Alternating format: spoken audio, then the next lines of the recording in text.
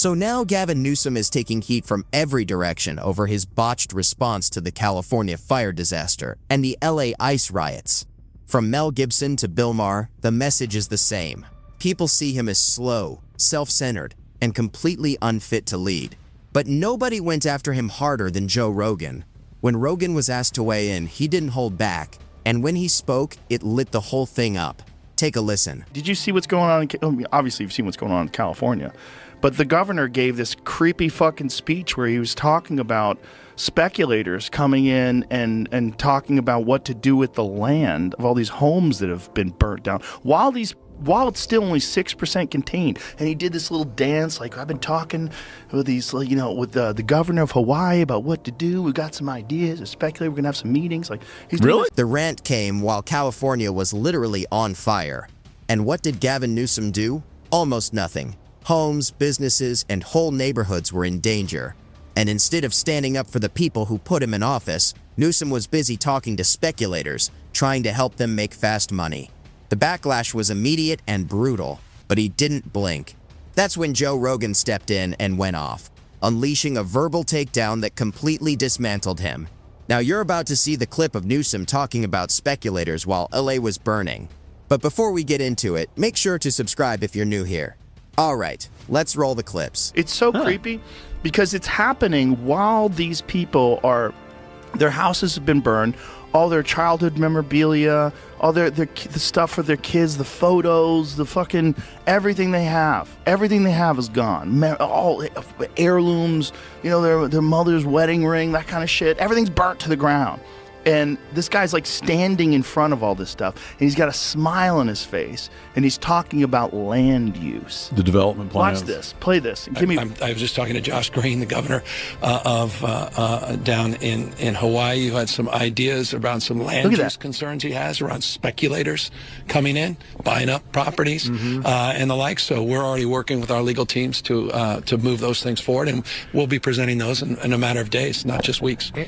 With a big smile on his face. So you can see how easy it is to believe Gavin Newsom didn't care about the people he represents. I mean, who smiles while the homes and businesses of the people who voted for him are burning to the ground?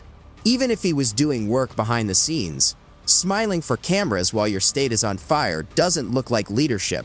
It looks like indifference. Optics matter. And in a crisis, they matter even more.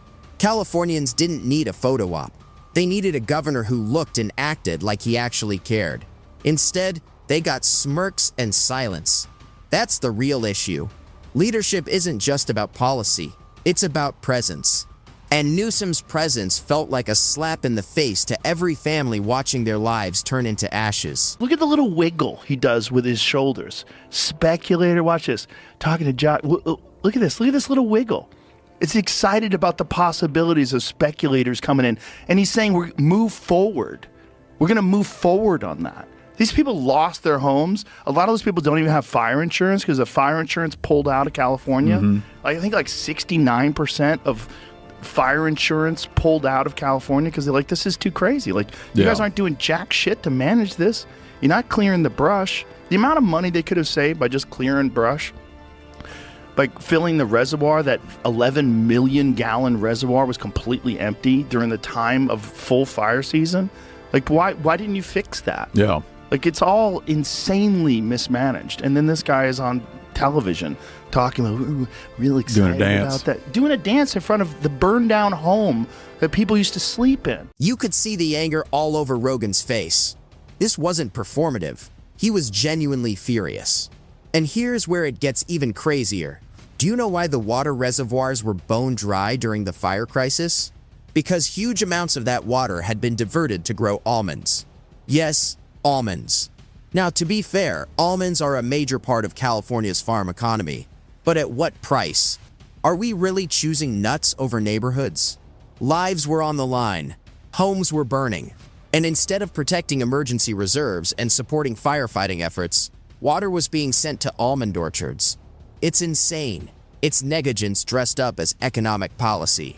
The state had a chance to step up and put people first. Instead, they chose profit over protection. No wonder Rogan and half of California was furious, and rightfully so. But here's what made it even worse. While entertaining speculators, Newsom also tried boosting his image by launching his own podcast. And that sparked another round of criticism from Joe Rogan. Watch. So what is Gavin Newsom really trying to do here by launching a podcast? Be the next Joe Rogan?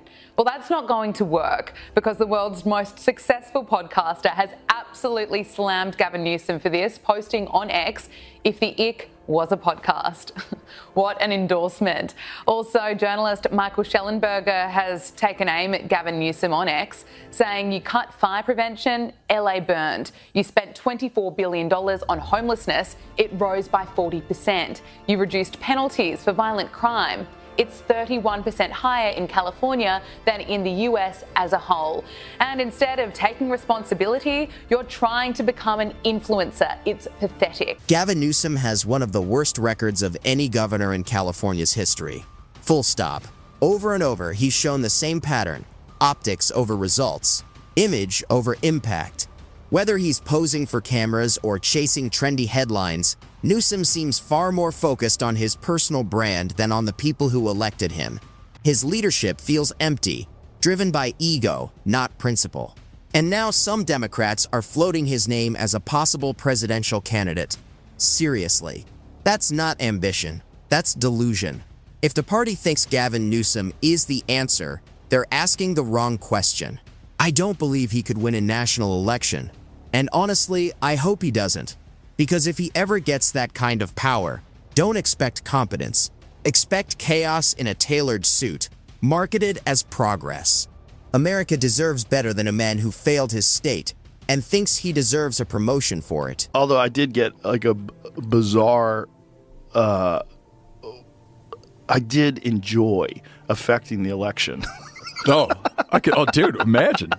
I can imagine. I did enjoy it because I didn't want to. I did not want to get involved in any way, shape, or form. But it got so weird. Yeah, you'd express that publicly in the past. I was like, I don't want to have nothing, and I don't want to have anything to do with it in the future. I didn't want to. I just felt sucked into it. I'm like, like we can't do this again. We can't do it with these same people that fucked us for 4 years, and then they're gonna we're gonna do it differently now. Figures like Gavin Newsom and AOC are a big reason people like Joe Rogan and Elon Musk have pulled away from the modern left and drifted toward the center-right. It wasn't some sudden political shift, it was a reaction to the chaos. The non-stop wokeness, the virtue signaling, the performative politics, it all became too much. What once felt like a movement built on progress and justice has turned into a circus of contradictions where outrage matters more than results. Instead of correcting course, the Democratic Party doubled down, pushing out anyone who dared to question the new orthodoxy. The culture became so toxic that free thinkers, innovators, and everyday Americans started walking away in huge numbers. People want common sense, not ideological loyalty tests. And when leaders like Newsom and AOC become the face of the party, it's no surprise the exodus keeps growing.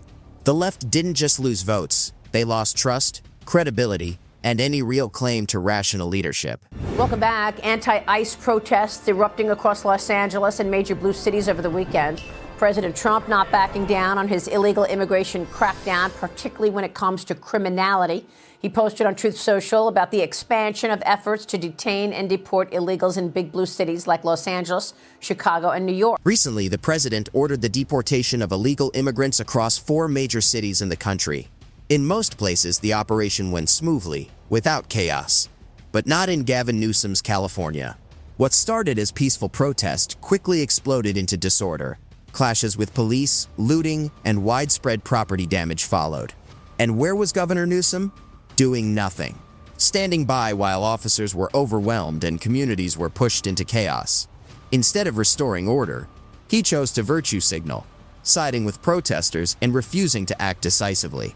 His inaction didn't just embolden the mob, it put his own citizens at risk. In the end, President Trump had no choice but to calling the National Guard to stabilize the situation. And only then did Newsom respond, not with accountability, but with political theater on social media. While the state burned, he cared more about optics than order. And this is the man some people want in the White House? Give me a break. Now, Gavin Newsom, the governor of California, claimed today that Donald Trump has not called him, not even left a voicemail. He also said Americans should be alarmed that a president deploying Marines onto our streets doesn't even know who he's talking to. That's what Newsom claimed.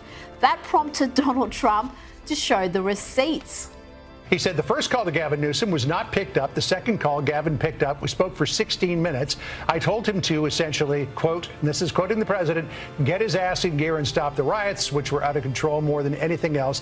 This shows what a liar he is. Said I never called. So here is the evidence.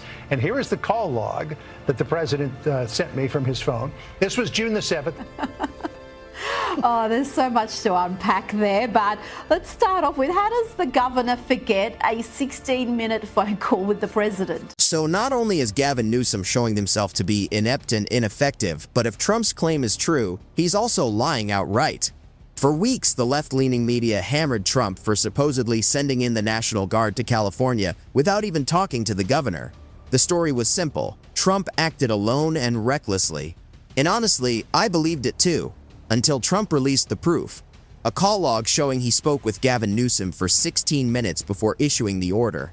16 minutes, not a missed call, not a voicemail, an actual conversation.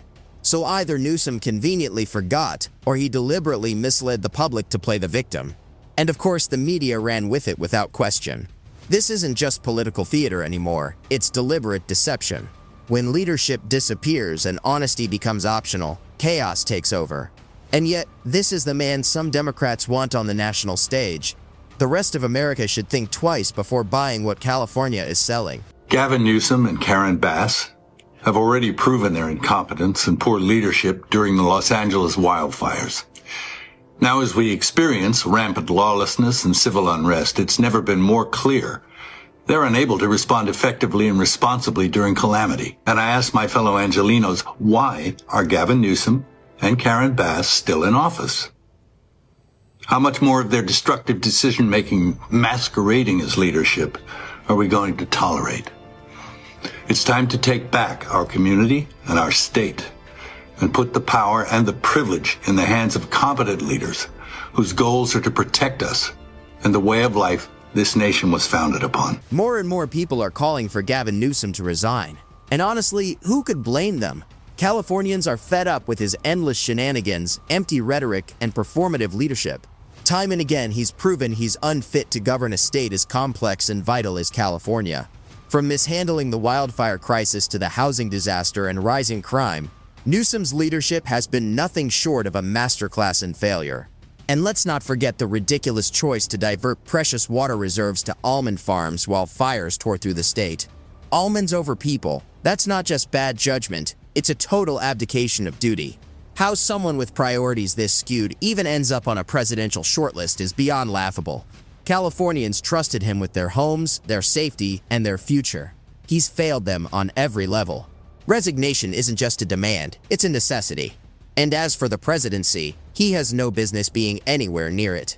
Gavin Newsom has failed California, plain and simple. From bungling wildfires and siding with rioters to lying about calls with Trump and putting almonds over lives, his record speaks volumes. He's more concerned with optics than outcomes, image over impact. The state is crumbling under his watch, and instead of taking responsibility, he deflects, deceives, and doubles down. Calls for his resignation aren't partisan noise, they're a desperate plea for real leadership. And now Democrats want to elevate him to the presidency? If this is their best option, America better brace itself. Newsom in the White House would be a national disaster. And with that, we wrap up today's video. If you enjoyed our straight-shooting political commentary, hit the like button and consider subscribing for more videos like this. Thanks for watching, and I'll see you in the next one.